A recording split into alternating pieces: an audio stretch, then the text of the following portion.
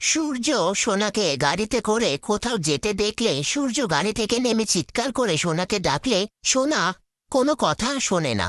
এরপর সূর্য সোনাকে ফোন করে জিজ্ঞেস করে, কোথায় যাচ্ছ তুমি? সোনা বলে, আমি কাকাইদের বাড়িতে যাচ্ছি, আর আমার ফোনে বেশি চার্জ নেই, আমি তোমায় পৌঁছে জানিয়ে দেব। এই বলে ফোনটা রেখে দেয়। ওদিকে মিশকার কথায় শ্রেয়ান দীপার কাছে গিয়ে ক্ষমা চায়, আর দীপা সেটাই বিশ্বাস করে নেয়। তখনই নিষ্কা তাদের দুজনে ছবি তুলে নেয়। এদিকে সোনা জয়, উর্মি, প্রতীক অনুজার কাছে এসে জিজ্ঞেস করে, সেদিন কি ঘটনা ঘটেছিল আমাকে বলো। কথা শুনে সবাই মিলে সোনাকে বলে, তোর মা তোকে মারতে চায়নি, তুই তোর মাকে ভুল বুঝেছিস। সমস্ত ভুল বোঝাবুঝি মিটিয়ে নিয়ে তোরা আবার একসাথে থাক। ঠিক তখনই মিশকা সোনাকে দীপা শ্রেয়ানের কিছু ছবি পাঠায়। সেটা দেখে বলে, মা মিথ্যেবাদী, মা ভালো নয়। এই বলে সেখান থেকে চলে যায়। তারপর সোনা বাড়ি ফিরে এসে সূর্যকে বলে, তুমি মাকে ডিভোর্স দাও, মাকে তোমার জীবন থেকে সরিয়ে দাও। এই বলে উত্তেজিত হয়ে যায়। সূর্য বলে, এর একটা নিষ্পত্তি করতেই হবে।